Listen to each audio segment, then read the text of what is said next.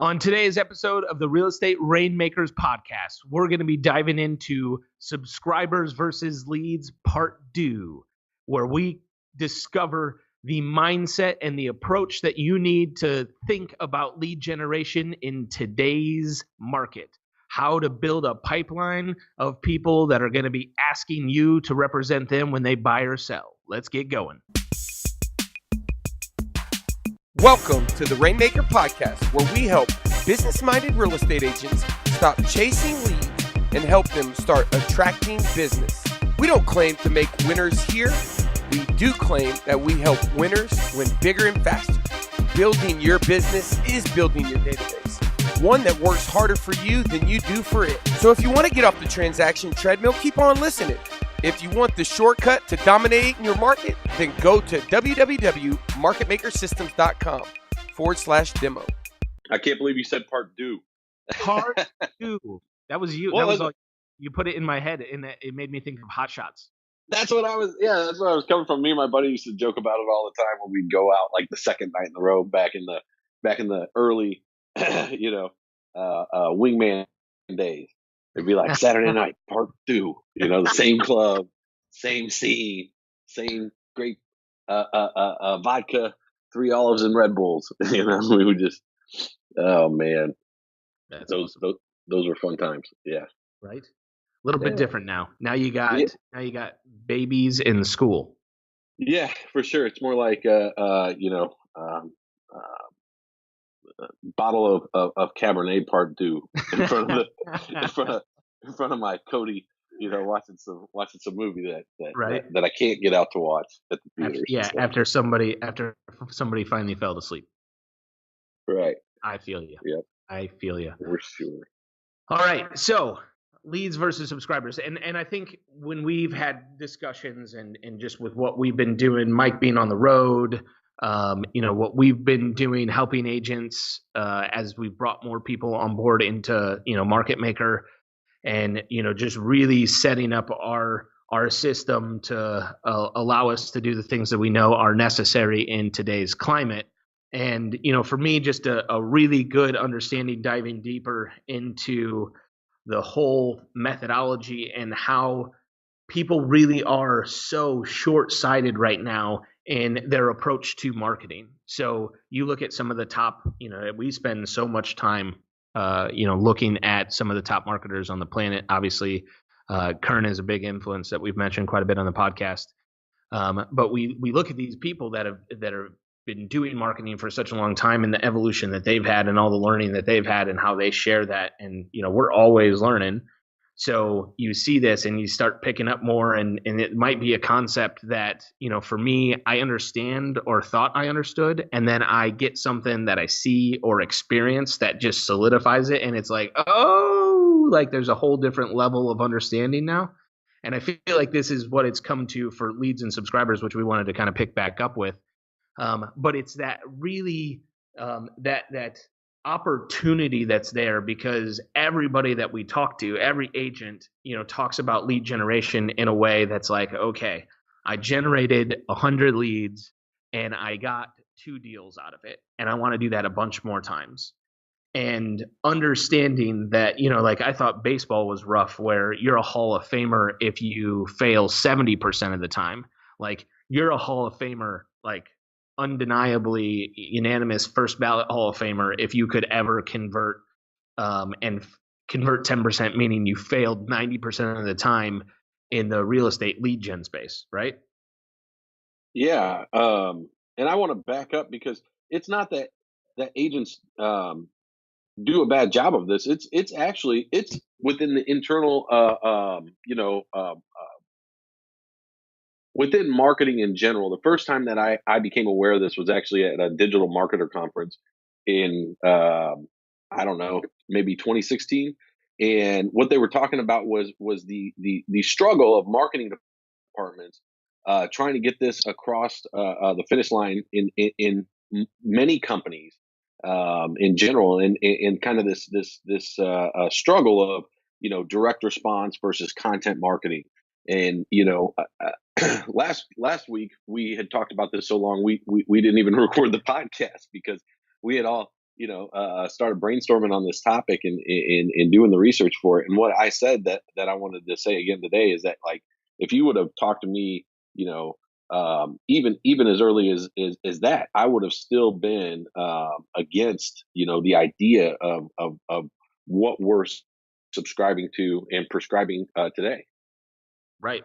And I've experienced it in business where, with working with Michael and Jay, over the past 5 years or whatever that's been, we've always had, different businesses where we've been helping agents all over the place, and just naturally, coming from different industries, like I've always known that, you have new cold traffic coming in, and then you have this existing list that you have access to.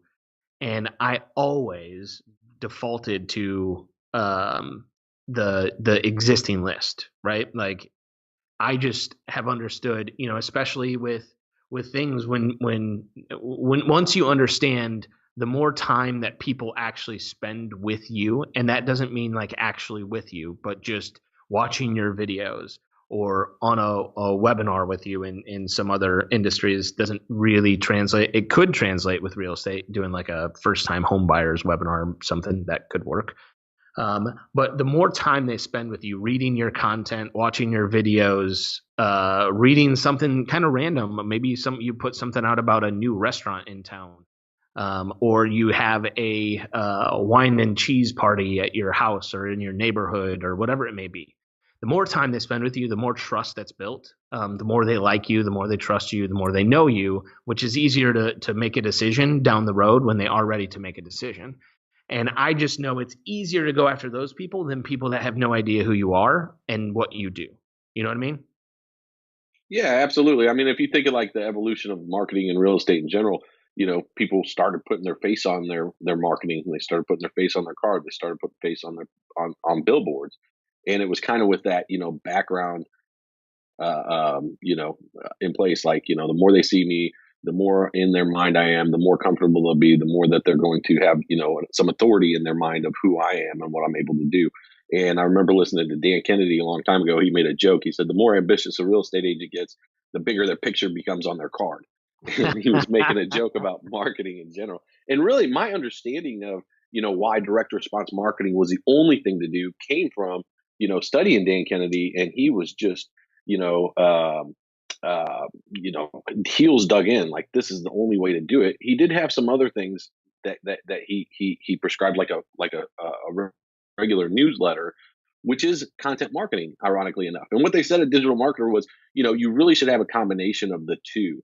And so for those of you, that don't know about direct response marketing, really anytime that you buy a lead from, a portal, or you subscribe to a platform, it's all using direct response marketing. So anytime somebody's raising their hand and filling out a form, that's a form of direct response marketing, so to speak. Right. You just got me all fired up. I don't even know. I'm not 100% sure. I'm not 100% sure what triggered that, but I just got on this. I had like 19 different directions I wanted to go with that.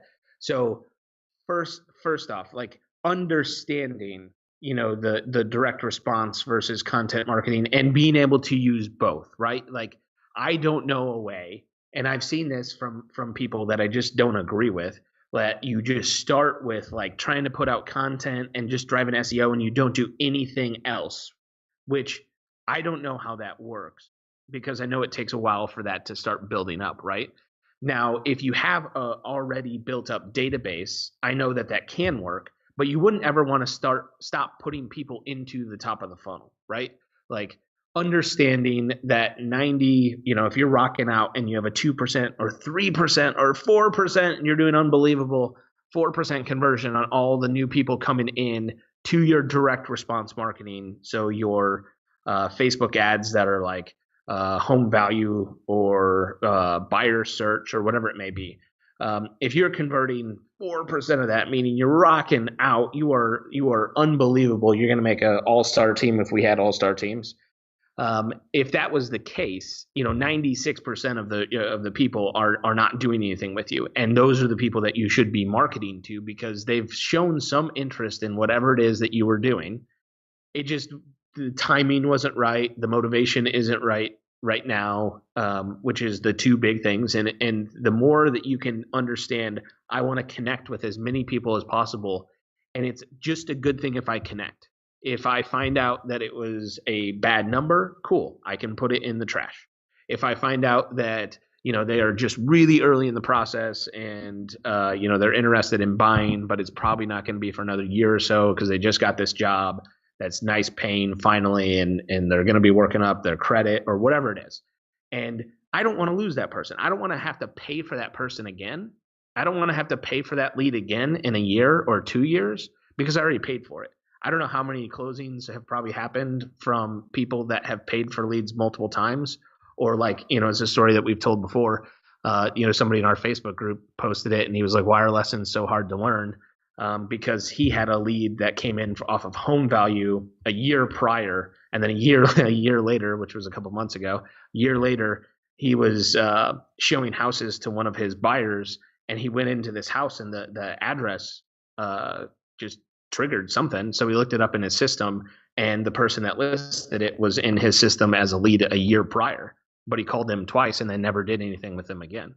So if he would have stayed in touch with them, if he would have tried to connect with them, them realizing that their timing and motivation would have been about a year out, then he would have been able to have a good marketing strategy in a way of staying in front of them in as many places as possible. So when they pull the trigger, they are ready to go.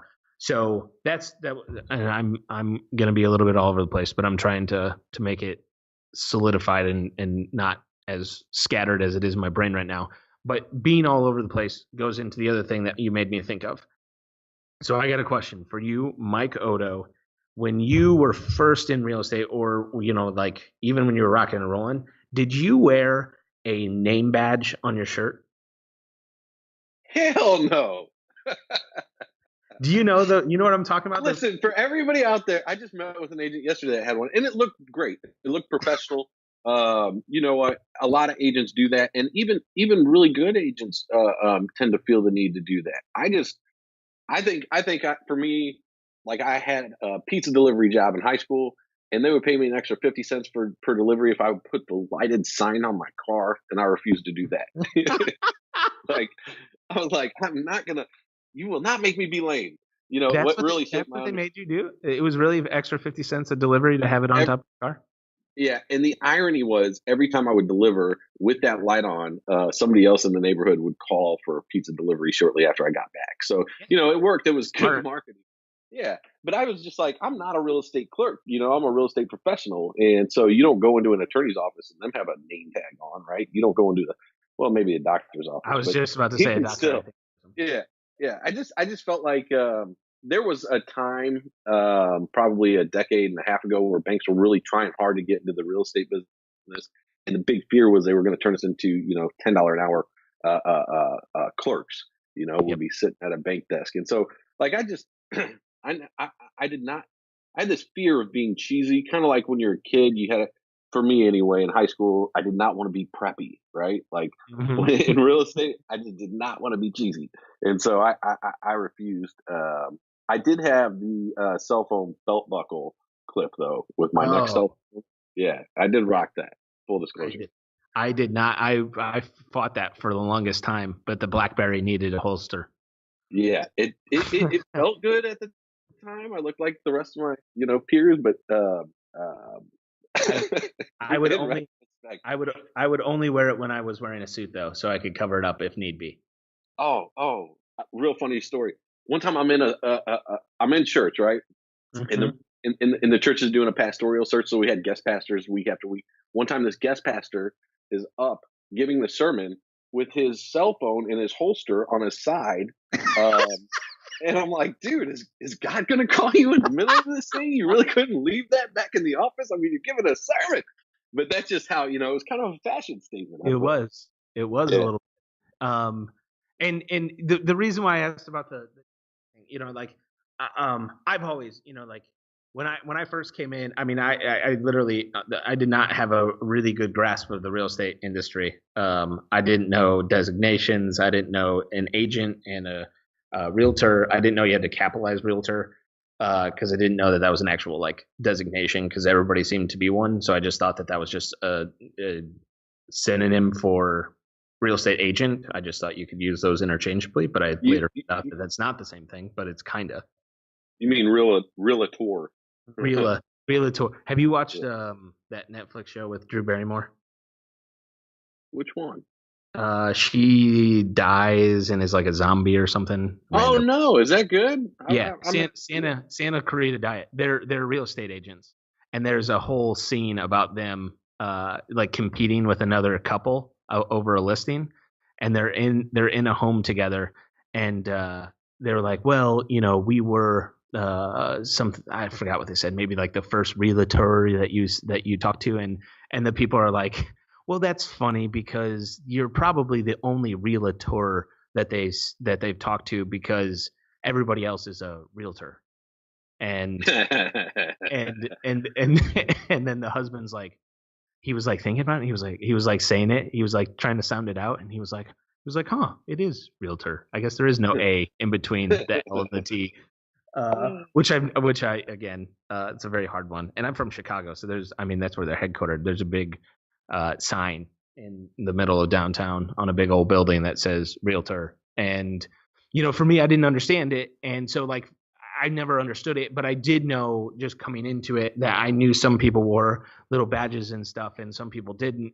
And for me, as just a unbiased consumer, that just did seem a little cheesy. And if you'd wear them, I mean, no judgment, because I was just thinking on the marketing side, it's just one other way to get your name in front of people, and it's kind of like a walking billboard. I'd rather have it done a little bit differently, like a embroidered shirt, or like I know one of our old clients in Jonesboro, Arkansas. They're one of the top agents in the country, but he had big old shirts that said "sold" like gigantically on the back, and it had their team and. That must be God. You said something. It had their team on the back, and like, or sold on the back and then the team on the front, which was a different way to do it. That was a little bit less cheesy for me. Kind of served the same purpose. But they would wear it to conferences, and like it was just their brand and their market. So it was something they were known for. And like the branding part is important, but it's also important to make sure it aligns to who you are. Like if that makes you comfortable, if that's something that's worked for you, then awesome. But if it's like, hey, I don't know, I just was told, and I'm just doing it because somebody told me to do it. Don't just do it because you're told to do it. Like have some thought behind it. But again, it's all about being everywhere and being strategic in how you do that. So really understanding, and this is the last thing that you triggered off a while back, was understanding where people are coming from. So not enough has happened, I think, in terms of, and this is something we talked about, content. So IDX, when that first came out, I don't know what year that was, but that had to completely change the game to where you didn't have to go to a house to look at it. You could just stay from the comfort of your home and look at pictures and have an idea of ones that you wanted to look at and ones you didn't want to look at, right? And that was the best content, and still is the best content that you can possibly put in front of buyers. Would you agree? Yeah, absolutely. But what had happened was, it was a very passive approach, and it took a long time for agents to adopt, that relationship between the technology and their clients. I remember personally sending out MLS bond sheets on a regular basis, having my little notepad of people who had called in for uptime that were interested in homes, and still mailing it out to them, even during IDX in its prevalence. And having a website was optional. Like I'm really dating myself. I'm not that old. I'm 38. All right, I just turned 38, but I got started really early. And so what really had happened, in my opinion, since you brought it up, is IDX came out, it wasn't, mainstream adopted. You could have a page on your website that was like an iframe page where, they could click around and look at homes. The problem was the interface was horrific, right? It was like worse than the, you know, the oldest Windows kind of a software that you can think of, and people just didn't really use it, And so what later happened was we were able to create shopping carts within our MLS that would send out homes uh, um, to the clients that matched their criteria, but nobody really used that either. And the reason why was because the display was the same. It was kind of like the MLS display where it looked like kind of like an old kind of DOS, I mean, even the font was small, the pictures were small, and people just had trouble navigating it. And so when you would email your client, or rather the MLS would, it would send them a link and it would say, some generic message, new home updates from, the MLS system. Click here on this long link of gibberish, and they would click on it, and it would just have the spawn sheet. It wouldn't have, a lot of photos. It wouldn't have a lot of, and it would have information that just didn't make sense, like abbreviations, like BR for bedrooms, BA for baths, just crap that people would probably glaze over. And it was not a way to sell a home. That's my point. And what had actually taken a turn was through Rets feeds, where Rets feeds came in, and companies like Tiger Lead started taking the Rets feed, pumping that fire hose of data into a much better user interface that then facilitated nurturing those buyers with that content. So when they opened up their email, they saw all of the homes and all the pictures right there in their email. And then when they clicked on them, it was just a better mousetrap. And so this was kind of the progression of nurturing buyers through home content, right? Properties for sale, property updates. So you have a pretty in-depth knowledge because you're in the middle of all this as it was going on, right? The thing that blows my mind is, okay, let's say I have a goal, 2019. This year is flown by. This is crazy where we're at right now. But let's say 2019, I have a goal of selling 100 houses. Let's say 50 houses, whatever the goal is, right? Like, I've got to have a plan on how to get there. How many opportunities do we need to create? How many new people do we need to have come in to create this many opportunities? And of these opportunities, what's the closing percentage going to be in this month? What is it going to be in the next couple months after that? So like we've got this pretty dialed in, right? We have a pretty big team, so it's just you. Like, this is not the level at which you're going to get right away, but it's the level you want to get to where you're just thinking about numbers in a way that's productive, because men lie, women lie, numbers don't. So when you look at it and you can have a plan, like, you've got to understand what your strategy is to get those numbers. So what's always blown my mind is on the real estate marketing side, there's only so many ways that people are generating leads, right? And doing lead gen. And there's not that many that are actually having people raise their hands saying, hey, I'd like to talk to an agent about this. You know what I mean? Right. So they're doing actions that would indicate that they might be interested. And there's still people out there, and just to be open and real, that are, their mindset is whack. And if your mindset is currently whack, that's okay. It's definitely not your fault. It's just, you got to learn.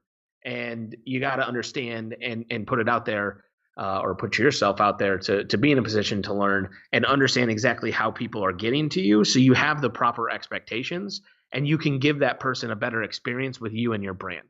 So let's say someone comes in off of home search. If you run a Facebook ad that's driving to a home search that has a picture of a house that's for sale right now, and someone clicks on that and says, yes, I would like to see more information on that house, in what world does that mean that that person wants to buy a house right now? Well, I think it's situational, but the scenario you laid out is slim, right? I used to have a stat that said like I think less than 2% of all homes are purchased from the ad itself. Um, and so the goal of marketing as agents is not to sell the home over the ad, generally speaking, because you can't. You got to meet with them. You got to take them out there, right? It's not like selling other things in the world of business. The goal is to get them to identify themselves, and they identify themselves based on where they're at in their stage of the purchase process. And so, generally speaking, especially with Facebook, because we've done studies on this and we talk about them. That's interruption marketing, and that they're in the early part of the awareness stage, right? Whereas on Google, they're purposeful in their intent and they're searching, so they're a little further down, the funnel, as we would say. But what I found is that most agents are used to converting leads that call on a specific property, or if they're buying leads from a portal, that portal has nurtured those leads all the way down to the bottom of funnel where they're requesting information on a specific house, and so they're at the end of the buying process and they're ready to talk to an agent. So the skills that pay the bills that most agents have are converting leads at the bottom of the funnel, not in the Yes. middle. And then the top agents are really good at converting leads at the top. And so this is why I would argue so hard against content marketing in the past, because I had a team of ISAs, and when that lead would come in and they would raise their hand, we would just pound them and bang and bang, bang and bang and bang them over the head. They'd hang up and we'd call them back and say, "Hey, we seem to have gotten disconnected. What we were talking about was when you were looking to purchase." And we would just go to town, right? There'd be Red Bull cans everywhere, pizza boxes, yeah, right. And it was a lot of fun. But what we were missing is really the topic of this call, and so it leads versus subscribers. And I wanted to back up, Jake, because we did a lot of research and we found a lot of conflicting information. Should you go after subscribers or should you go after leads? And I think that the difference we should specify as we move in further. So my understanding is a lead is somebody who fills out a form and requests information. A subscriber is somebody who would be like, yes, subscribe to this podcast. Yes, subscribe to that blog. So in your marketing money and your ad spend, the question was, which one should you spend your money on? And the answer that I think changed my paradigm as far as the real estate community is concerned is real estate agents really have both. And so, for me, I would generate, my consistent, I don't remember if it was 500 leads a month or 1,000 leads a month, but I would generate my consistent amount of leads, and then we would have our conversion ratio goals. And then all the rest of those people were like, left as kind of byproduct, like sawdust from a sawmill. And, I had a huge database of 10,000, and then it grew to 15,000. By the time I sold my team, it was up to 20. And that 20,000 database that I paid for, right? Every single one of those people I paid for, I extracted the low hanging fruit through my version methodology of calling them and trying to force them to the bottom of funnel, like, hey, come, when can we meet? When's a good time for us to meet? When can we come out? And if they didn't answer those questions correctly, we would schedule a follow-up call based on their air quote timing. But what would really happen is we would have turnover. ISA would leave, agent would change brokerages. That lead would be stuck in a database with a follow-up call task that would never happen in those instances. And just like you mentioned with that gentleman who was like, "Why don't I ever learn?" We would actually go in and do the research and see how many opportunities missed, but we didn't know what to do about it. And I don't think there was really a lot that we could have done, Jake. I don't think there was much we could have done with the tools that we had at the time and the understanding of the marketing. I mean, even IDX and direct response, being implemented in the real estate industry was new. And so I just, I told you the story of Tiger Lead where I thought it was just whack. I was like, what? Why would anybody pay for that? It's just another direct response lead platform. But what I didn't understand was the nurturing content of the property updates. But the truth is, nothing has really changed since then in the industry. I mean, we still do that, and there's other products that do that. But really, the only people who are doing a good job of attacking the middle of the funnel are the portals. And the problem for us as agents is, then they then have the relationship with the client. Yep. And what do you do? Yeah, what do you do when they leave? Yeah, right. You just replace them with another paying, subscribing zip code agent. I mean, I just got a call the other day from a national portal, and they were I forget, the cost per lead was like $300 or $400, um, and it was like, um, 10 to 15 leads a month, and I was like thinking to myself, to this guy, like, how do you sleep at night? you And they know. don't, and it was it just to you or was it to a group of people? No, no, no. This was the zip code came available, and so they were Okay. trying to sell me the rights to the zip code, and they Yeah. were giving me the stats. And the guy did a great job handling the call. I mean, you could tell he was just a pro. But anyway, the reason why agents are willing to spend that much is because of the middle of funnel that they don't understand. And I really think the reason why it's so dang difficult is because there's not really a product out there that gives you the defined middle of funnel and where these clients are in their buying and selling journey, that you can see, and you can have the right campaign running at the right time for those people that are in those stages. You know, you have a database, you have a contact management system, you have what we call a user profile where you have their name, contact information, you leave notes, and then you have a task manager that tells you when to follow up with them. And if you're really sophisticated, you might have, some kind of email drip or text message drip, maybe even voice blast. But the thing is, it's kind of a one size fits all. What do you say? When do you say it? How do you segment, and why?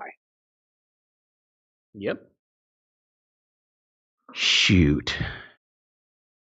So I'm beyond excited to be able to dive into that more. And I think we'll probably pick up there on the next week, I guess. On the next episode, to really dive into what that means on a buyer side, on a seller side, and how to be able to do that in a way that's not extremely difficult, right? So we talk about these big brands that have done this, and you're willing to pay so much money for a lead from them because they've been had the foresight, I guess, to set this up to where they're just constantly putting content in front of somebody until they're ready. But they're not trying to overly force someone to get there, and just understanding the experience. And if you can think of it like a ideal real estate business where you have systems, and let's say you got people all around, let's say you have your budget is limitless, right? And you have all these people coming in, and you're not trying to shove it down their throat, right? You don't need to make $1 today, so you don't really care about making sure that person closes today. You genuinely can come from a place of, I just want to help these people with wherever they're at with their real estate needs. I'm not trying to shove it down their throat. I'm not trying to do anything. I'm going to tell them what they need to hear, not what they want to hear. And if they come in and they're a year away because they're trying to do this, trying to do that, and I can help that situation, then I'm going to put them in a situation where I can help them. Okay, we're going to help you in a year get into a home, but until then, you're going to have to do this, this, and this. So let me be able to send you stuff that helps you do that, right? Or at least keeps you accountable to it, because I'll check in with you along the way.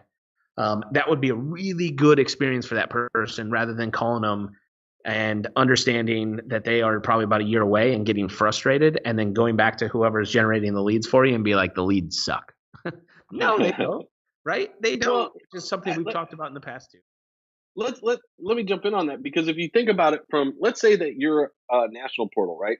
You're Zillow, and your main competitor is Realtor.com. Okay, the goal for you is to make sure they don't go to Realtor.com, right? If you generated a lead in your Zillow, what are you going to do to keep them on your portal versus the other portal? And the thing is, in real estate, we haven't had to think like this in depth in terms of marketing, especially internet marketing, because if you do direct response marketing, they fill out the form, you call them, and then that's the game plan to keep them away from the other agents. And that in and of itself is head and shoulders above your competition, right? Yep. So Yep. you haven't really had to think in this kind of a context like they do. But if you think about a national portal, that's their main goal. Their main goal is to keep them on their portal. And so that's what we're trying to describe and prescribe, for us in our community, just in a way that is not um, so labor intensive, doesn't require millions and millions of dollars. Exactly. And it's just understanding what somebody is actually going through and letting them and like leading them down their journey rather than trying to force them down their journey. Because who on here, and this, I think we touched about it a little bit on the last one too, but who can legitimately say that they like going to a car dealership and getting beat up and forced into buying a car? Who on here, who in their right mind would want to do that as like their first experience into buying a car, right? You never bought a car before, and rather than looking at any cars online, you're not going to go to cars.com or Auto Trader or anything like that. You're just going to go straight to a dealership and be like, sell me something, right? You would never do that. You wouldn't want that experience. So like, what kind of experience do you want your people to have? What kind of experience do you want them to be telling their family and friends? Because they will be telling their family and friends, good, bad, indifferent. They will tell, and they'll tell a lot more bad experiences than good experiences. So know that. And if I had that and I wanted to create this good brand in my market and in my neighborhood and in my community, then I want to make sure that I'm treating people the way that they would want to be treated. And the way things have changed, 2018 going into 2019, there's so much that goes into consuming and spending time with video and being able to be everywhere and seeing that and feeling that, but in a good way. Not like, hey, are you ready to buy? Are you ready to buy? Are you ready to buy? Are you ready to buy? Are you ready to buy? Are you ready to buy? Are you ready to buy? Like, that's annoying. The truth is nobody wants to be sold. And so like I've seen people who've had that as their branding, and it's like, sold, be sold, this, that, and the other. And it's just like repelling, right? It's like, man, I don't want to be sold. It's kind of like, I was in, and I think I talked about this once. I was in Home Depot and I was buying like windows, and the guy had a board behind him in plain view of everybody, and it said leads. And when I came over and told him what my needs were, and he took down my information, he walked over the board and he put another check mark in his box for leads. I'm like, shit, I don't want to be your lead. I said, man, you should really change that terminology, And I'm trying to give him, because I always want to add value, and I'm like, nobody wants to be a lead, bro. Nobody wants to be sold, They want to go through an experience that is good.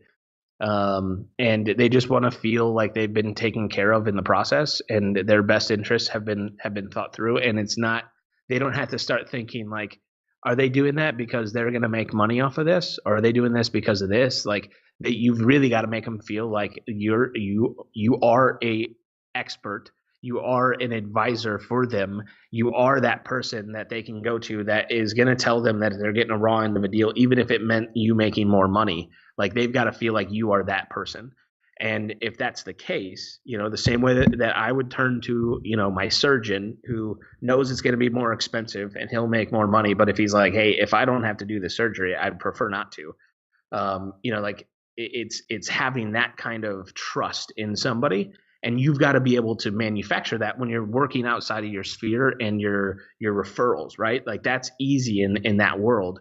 But once you get outside of that and you're really trying to scale and grow, then you've got to be able to do that in a way that you can turn a stranger, someone off the street in your community that has no idea who you are, into that kind of trust-filled relationship where they would trust you with anything. They know that you have their best interest in hand. And it's all about that experience that you take them through all the way through. And we'll dive in deeper on this next one on the buyer and seller, on exactly what that has to be, because we've gone back and forth too on this whole lead versus subscriber of like there's like the subscribers are worth more than leads. There's also a thought that someone would initially become, as soon as they come into your world, they're a subscriber, and then once they do more action showing that they're closer to becoming a client, then they would become a lead at that point. So we're really nailing this down, spending a lot of time digging into this, but we'll have a really dialed in process that once you bring someone in and they are a stranger and to becoming a client that loves you and is going to tell everybody that they know about you and refer you out, like what that exact step-by-step process needs to be and needs to look like. And we're going to help any way we can with all you agents out there. Absolutely. And we're going to show you how to get visibility, into where they're at in the stage. in a way that is not confusing. It's just as easy as humanly possible, So here's where they're at now. Here's where they're at next. Here's where they're at next. Here's what you need to do. And real quick, you triggered something I used to say when I was showing properties. I would tell the buyer, I would say, hey, listen, if you just be upfront with me and tell me what you really think about the houses that we look at, it's going to make my job much easier in finding you what you want. You can't hurt my feelings because none of these are my houses. And they'd be like, oh, that makes sense. Because a lot of times, they feel like they don't want to say, God, that was an ugly house, because they're afraid, it hurt my feelings somehow, because I wasn't going to get the sale. I'm not going to get the sale if you don't like the house anyway, right? The houses will sell themselves, is what I would always say. So just a little reminiscing there. Yep, I love it. All right, man. Anything else? No, I think we're good. Yeah, I'm excited. I'm excited about digging in some pipeline and all that fun stuff we got laid out for us. And then, next week we'll be hitting it hard, going through it, and have some really good takeaways that you can put into action right away in your business that I'm excited to share. Absolutely. All right. Well, like we always say at Market Maker, it's always about building a business that works harder for you than you do for it.